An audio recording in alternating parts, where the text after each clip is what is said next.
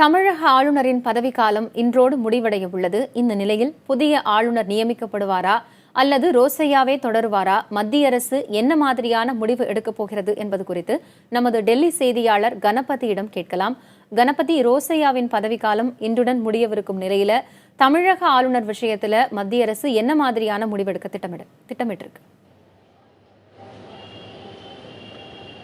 மத்திய அரசு இதுவரை எந்த இறுதி முடிவையும் எடுக்கவில்லை காயத்ரி.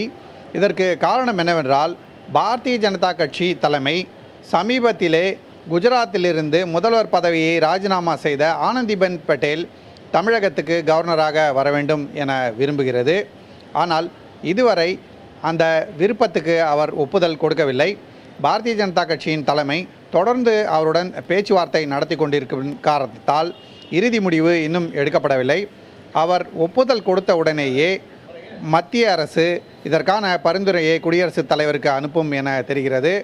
அதன் பிறகு உடனடியாக புதிய ஆளுநர் நியமிக்கப்படுவதற்கான வாய்ப்பு இருக்கிறது. ஆனால் ஆனந்திபென் பட்டேல் தனது ஒப்புதலை கொடுக்கும் வரை அவருடைய பெயரை பரிந்துரை செய்யக்கூடாது என்பதற்காக பாரதிய ஜனதா கட்சி காத்திருக்கிறது. ஆகவே மத்திய அரசும் காத்திருக்கிறது. இப்போது உடனடியாக கவர்னரை நியமிக்க வேண்டும் என்ற எந்த விதமான கட்டாயமும் இல்லை. ஏனென்றால் புதிய கவர்னர் நியமனம் செய்யப்படும் வரை, அதாவது ஆளுநராக வேறு ஒருவரை மத்திய அரசு நியமிக்கும் வரை ரோசையா தனது பதவியிலே தொடரலாம். அதற்காக தனியாக உத்தரவு கூட தேவையில்லை என்பது மத்திய அரசின் கருத்தாக இருக்கிறது. ஆகவே தான் இந்த விஷயத்தில் எந்தவிதமான இறுதி முடிவும் எடுக்கப்படவில்லை, எந்தவிதமான அறிவிப்பும் வெளியிடப்படவில்லை. ஆனந்திபென் என்ன விதமான முடிவை எடுக்கப் போகிறார் என்பதற்காக பாரதிய ஜனதா தலைமை காத்திருக்கிறது. பாரதிய ஜனதா தலைமையின் இறுதி முடிவுக்காக மத்திய அரசு காத்திருக்கிறது. கணபதி, தமிழக ஆளுநர் பதவி தொடர்பாக எந்தெந்த அமைச்சர்கள் ஆலோசனை நடத்த வாய்ப்பு இருக்கிறது? நிச்சயமாக, அதாவது பிரதமர் நரேந்திர மோடி இதுவரை நாம் பார்த்தோம் என்றால் எப்போதுமே ஆளுநரை எந்த ஒரு மாநிலத்துக்கு நியமிக்க வேண்டும் என்றாலும் பாரதிய ஜனதா கட்சியின் தலைமையுடன் கலந்தாலோசனை செய்கிறார். அதாவது குறிப்பாக அமித்ஷாவுடன் ஆலோசனை செய்கிறார். அப்படி ஆலோசனை செய்து கட்சி ரீதியாக இறுதி முடிவு எடுக்கப்பட்ட பிறகு பின்னர் அவர் உள்துறை அமைச்சர் ராஜ்நாத் சிங்கிடம் ஆலோசனை செய்கிறார். பிறகு குடியரசுத் தலைவருக்கு பரிந்துரை அனுப்பப்படுகிறது. இதுதான் நரேந்திர மோடி அரசு இதுவரை பின்பற்றி வரும் நடைமுறை. தமிழகத்துக்கு புதிய ஆளுநரை நியமிப்பதை பொறுத்தவரை 2-3 விஷயங்களை நாம் மனதில் கொள்ள வேண்டும். ஆளுநர் ரோசையாவோட பதவிக்காலம் இன்று முடிவடைகிறது என்கிற காரணத்தால் வேறு கவர்னர் நியமனம் செய்யப்படும் வரை அவர் பதவியில் இருக்கக்கூடாது என்று எந்தவிதமான கட்டாயமும் இல்லை. மத்திய அரசு அவருடைய பதவிக்காலத்தை நீட்டிக்காவிட்டாலும் கூட தானாகவே புதிய கவர்னர் நியமிக்கப்படும் வரை அவர் பதவியிலே இருக்கலாம். ஆனால் மத்திய அரசு விருப்பப்பட்டால் ஒருவேளை வேறு மாநில கவர்னருக்கு, அதாவது ஆந்திர மாநில கவர்னருக்கோ அல்லது மகாராஷ்டிரா மாநில கவர்னருக்கோ கர்நாடக மாநில கவர்னருக்கோ கூடுதல் பொறுப்பாக தமிழக ஆளுநரின் பதவியையும் கொடுக்கலாம். அப்படி செய்யப்படுவதற்கான வாய்ப்பு குறைவாகவே இருப்பதாக தெரிகிறது. ரோசையாவுக்கு தமிழக ஆளுநராக பதவிக்காலம் நீட்டிப்பு செய்யப்படலாம் என்றும் பல்வேறு விதமான செய்திகள் பரவி வருகின்றன.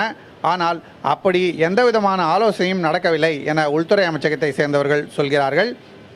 ஏனென்றால் காங்கிரஸ் ஆட்சியில் இருந்த சமயத்திலே ரோசையா நியமிக்கப்பட்டவர், காங்கிரஸ் கட்சியை சேர்ந்தவர், காங்கிரஸ் கட்சி சார்பாக ஆந்திராவின் முதலமைச்சராக இருந்தவர். ஆகவே அவருக்கு ஏன் பதவி நீட்டிப்பு செய்ய வேண்டும் என்பது பாரதிய ஜனதா கட்சியின் அரசியல் ரீதியான நிலைப்பாடாக இருக்கிறது. ஆகவே மத்திய அரசு அந்த மாதிரியான எந்த விதமான ஆலோசனையும் செய்யவில்லை. மும்தாஜ். கணபதி, பொதுவாக ஒரு மாநிலத்திற்கு ஆளுநர் நியமிக்கப்படுவது என்றால் என்ன மாதிரியான நடைமுறைகள் பின்பற்றப்படும்? மத்திய அரசு தான் இதற்கான இறுதி முடிவை எடுக்க வேண்டும். அதாவது மத்திய அரசு யாரை ஆளுநராக நியமிக்க வேண்டும் என்று முடிவெடுக்கிறதோ அதற்கான பரிந்துரையை குடியரசுத் தலைவருக்கு அனுப்ப வேண்டும். குடியரசுத் தலைவர் பின்னர் இதற்கான உத்தரவை வெளியிடுகிறார். குடியரசுத் தலைவர் தான் உத்தரவை இறுதியாக வெளியிட்டு அறிவிப்பது என்றாலும் மத்திய அரசு தான் முடிவு இறுதியாக எடுக்கிறது. மத்திய அரசு யாரை நியமனம் செய்ய வேண்டும் என்று விரும்புகிறதோ அவருக்கான நியமனத்தை குடியரசுத் தலைவர் செய்கிறார். ஆனால் மத்திய அரசு அப்படி நியமனம் செய்வதற்கு முன்பாக அரசியல் ரீதியான ஆலோசனைகளை நடத்துகிறது. நீங்களே பார்த்திருக்கலாம், மன்மோகன் சிங் தலைமையிலே 10 ஆண்டுகள் காங்கிரஸ் தலைமையிலான ஆட்சி நடந்தபோது காங்கிரஸ் கட்சி யாரையெல்லாம் நியமிக்க வேண்டும் என்று விரும்பியதோ அவர்களையே ஆளுநர்களாக தேர்ந்தெடுத்தது. அதே போலவே நரேந்திர மோடி ஆட்சிக்கு வந்த பிறகு பாரதிய ஜனதா கட்சியை சேர்ந்த தலைவர்களே பல்வேறு மாநிலங்களுக்கு ஆளுநர்களாக நியமிக்கப்படுகிறார்கள். இப்படிப்பட்ட சூழ்நிலையிலே அரசியல் ரீதியான ஆலோசனைகள், முடிவுகள் ஒரு பக்கம், அதன் பிறகு மத்திய அரசு எடுக்கும் முடிவே அதிகாரப்பூர்வமான முடிவாக இருக்கிறது. அந்த பரிந்துரை குடியரசுத் தலைவருக்கு அனுப்பப்பட்டு குடியரசுத் தலைவர் அதற்கு ஒப்புதல் தருகிறார். குடியரசுத் தலைவர் இதில் எந்த விதமான மாற்றமோ அல்லது மறுப்போ செய்ததாக இதுவரையில் எந்த விதமான இந்திய அரசியலிலே அது போன்ற நிகழ்வு நடந்ததில்லை. ஆகவே மத்திய அரசின் முடிவே இறுதி முடிவாக இருக்கிறது. மத்திய அரசின் முடிவு அரசியல் ஆலோசனைகளின் அடிப்படையிலே நடக்கின்ற காரணத்தால் பாரதிய ஜனதா கட்சிக்கும் தற்போதைய கவர்னர் நியமனங்களிலே முக்கிய பங்கு இருக்கிறது. ஆகவே ஆளுநர் விவகாரத்திலே இறுதி முடிவை குடியரசுத் தலைவர் எடுத்து அறிவித்தாலும் பாரதிய ஜனதா கட்சி ஆனந்திபென் பட்டேலை அந்த பதவிக்கு நியமிக்க விரும்பினால் நிச்சயமாக மத்திய அரசு அதற்கேற்றாற்போல பரிந்துரை செய்கிறது.